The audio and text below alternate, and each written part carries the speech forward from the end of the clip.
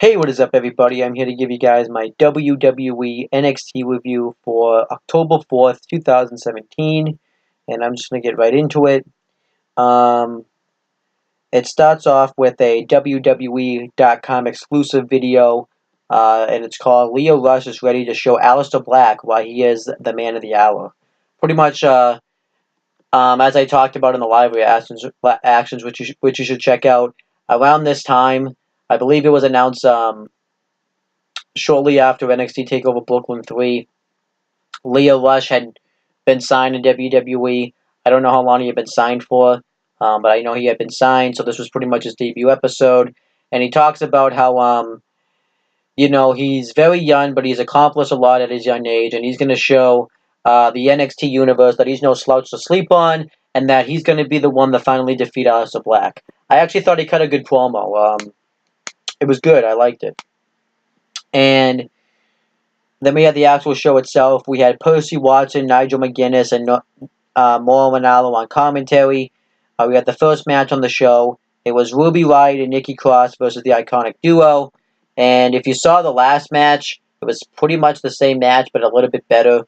So yeah, that's just how that's pretty much. It was pretty much copy and paste. And Ruby Riott wins when she pins, I think, Billie Kay with Insecurity. Ruby Riott needs to get a new finisher because that finisher's awful. And they're still trying to build up like Ruby Riott and Nikki Cross are going to be a faction together. It makes sense because Nikki Cross is pretty much a face since she's aligned with Sanity, and Sanity's kind of face, so that kind of turned Nikki Cross face. I'm still not a huge Nikki Cross fan. I just think her moveset's awful, and she does not fit this character very well, so that's just what I think. This match was alright, I'll give it 2 stars. Then Lars Sullivan gets interviewed, and we find out that he's going to have a match with Danny Burch after what happened the previous episode. And he says that a lot of people are afraid of him because he doesn't, Lars Sullivan doesn't know when to control his anger. And that makes him do incredible things. So he says that next week, Danny Burch, or whenever he's having the match, I don't even know when he's having the match, Danny Burch should learn how to control his anger. No, how to control his fear, because that could get him a long way. I thought this was a decent promo, and I actually kind of like Lars Sullivan. I like that he's the monster of NXT, and I think he's pretty cool. Then Selena Vega gets interviewed, and she talks about the match pretty much between Andrade Cien and Johnny Gargano.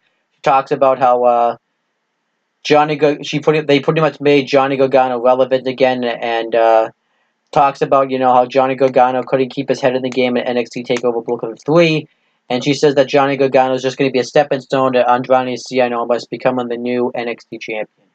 It was a fine promo. I actually think was Zelina Vega's a decent talent. Well, a decent, manager and stuff. It's just that she started with Andrade Cien and it's like the most bland person on the roster, so, yeah.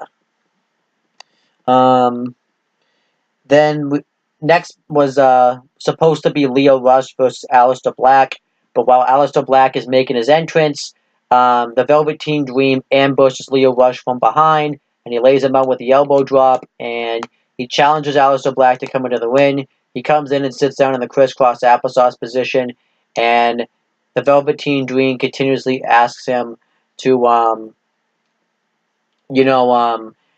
say his name and know who he is, and Aleister Black doesn't even look at him. I actually like the way Aleister Black acted here. Like I said, I see main event potential in an Aleister Black. I think he's an awesome character, and like I said, I don't think the Velveteen Dream's a bad talent. It's just that he's saddled with this gimmick and that I don't like. But I didn't think this was bad or anything. I thought this was alright. Um, you know, they clearly have to make the Velveteen Dream look strong since he's going up against Aleister Black, but I just think this is a waste of Aleister Black's time. He should be feuding with somebody else. But the problem is he doesn't have anyone to really feud with because all the top stars in NXT are kind of like Drew McIntyre is a face, Roderick Strong's a face, Almas, he's already beat him, so there's no one else he can really feud with at the moment, so. And he's already beaten everybody, pretty much, so. Velveteen Dream's just going to get fed to him pretty much. And I thought it made sense that he attacked Lio Rush since they used to be partners in the indie scene, so I thought that made sense. I wasn't really like a huge fan that Lio Rush was hyped up as this big signing, and then his first episode of NXT he gets laid out, but I guess that happens. But I didn't think this was anything bad. It was alright. Then we had Kairi Sane versus Aaliyah.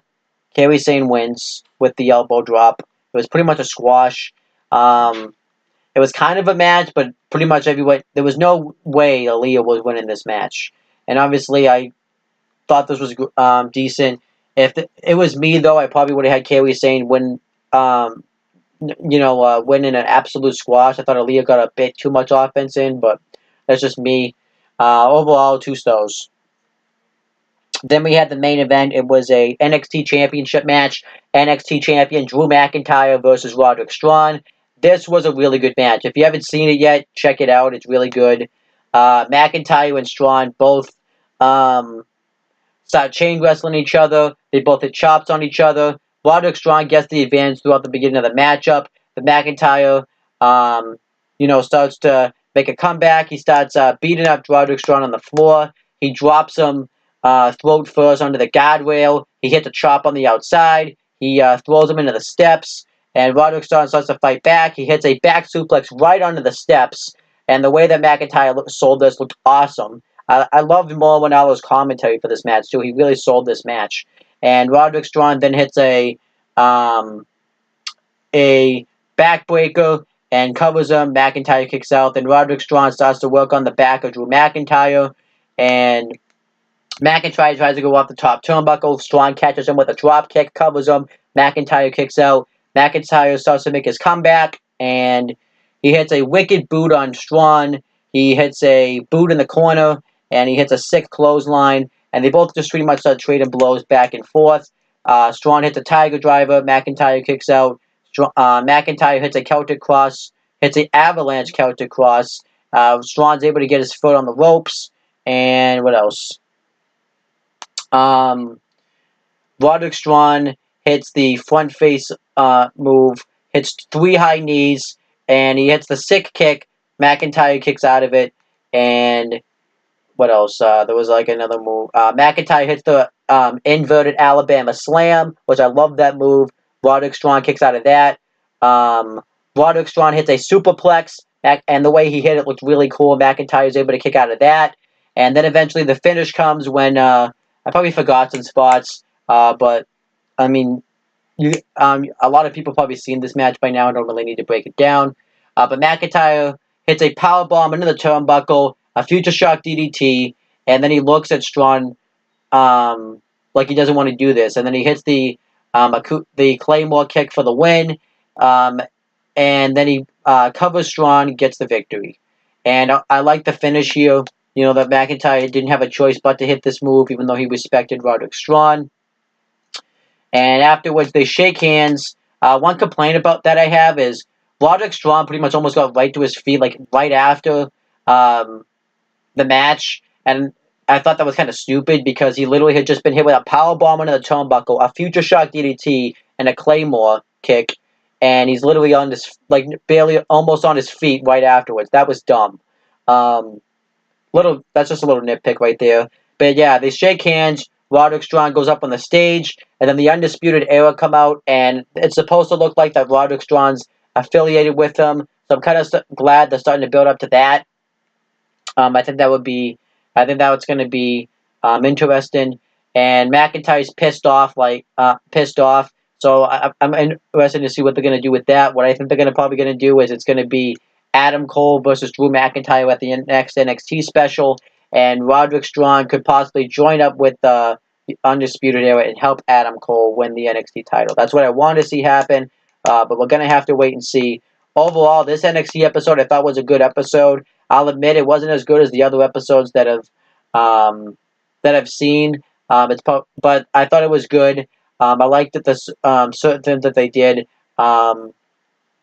Next week the next episode they're gonna start doing the qualifying matches for the Fatal 4 match at NXT TakeOver Houston. They're gonna do Johnny Gargano versus Andrade Cien Almas, and then and the episode after that, we're gonna have a 6-man tag team match between Sanity and the Undisputed Era, which I'm really looking forward to that. So one thing I do like about NXT is they do build up to future episodes, mainly because they have to, because they don't have specials coming up for a few months. But I like that about NXT, and I thought this was a good episode. You had some good it had that really good match, and I thought they did some good things, like making Kairi Sane look strong. I kind of like in a sense what they did with Aleister Black. So they're building the feuds. But this was pretty much an average episode, like a decent episode up until the main event. But overall, I still thought it was a good episode, so I'll give it a 7 out of 10. But that's pretty much it, guys. Thank you guys for watching this video. Talk to you later.